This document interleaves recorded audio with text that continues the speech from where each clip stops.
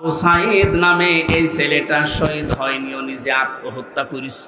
একটা ছেলে মরে গেছে, তার নাম হলো সাঈদ। ইসলাম কারোর প্রতি এতটা জুলুম করছে কিনা যে সামনে হলে সবাই অস্ত্রধারী, কেউ তোমার কাছাকাছি নাই, সবাই দৌড়াচ্ছে, গুলির শব্দে খালি দৌড়ায় দৌড়ায়, যে যার মতো দোয়া ইউনুস পড়তেছে, মুনাফিকের দল দৌড়ায়, আর তুমি একা এমন ইমানদার যে দৌড়ে গিয়ে বলো যে মার, আরে মারিস না কেন, মার মার মার। এইটা কোন ইমানদারের কাজ? এটা কোরআন হাদিস পড়ে আমরা পাই না।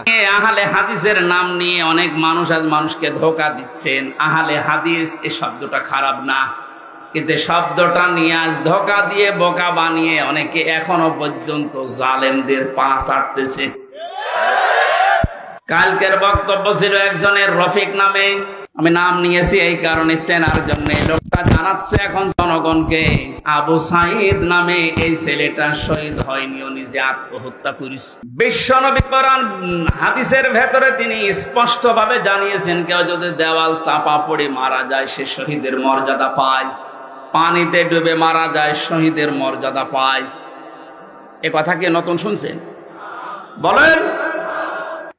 আগুনে পড়ে যদি কেউ মারা যায় সে যদি শহীদের মর্যাদা পায়, অ্যাক্সিডেন্ট করে মরলে যদি শাহাদাতের মর্যাদা পায়, এই পৃথিবীর ময়দানে জালেমদের জুলুমের সামনে মোকাবেলা করতে গিয়ে নিজের জীবনটা সে দিয়ে দিল, তাকে আপনি শহীদ বলতে আপনার অসুবিধা লাগে কোন জায়গায় বলেন তো দেখি?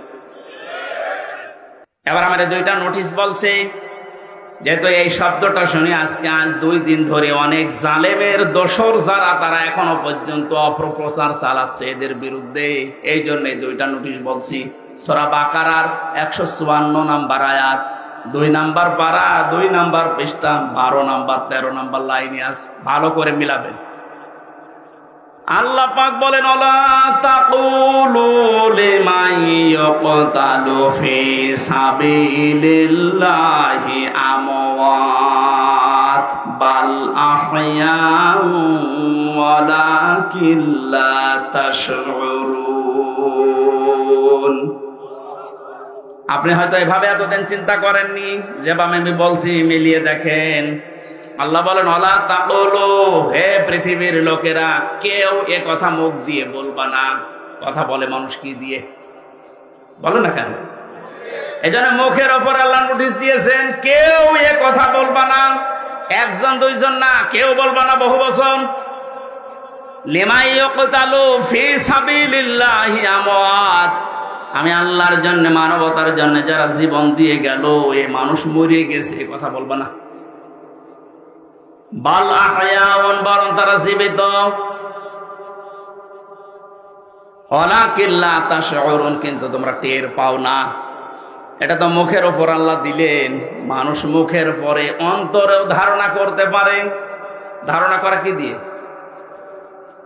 অন্তর দিয়ে মানুষ যেন ধারণাও না করে যে তারা শহীদ হয়নি, তারা এমনি মারা গেছে, কথা যেন ধারণাও না করে।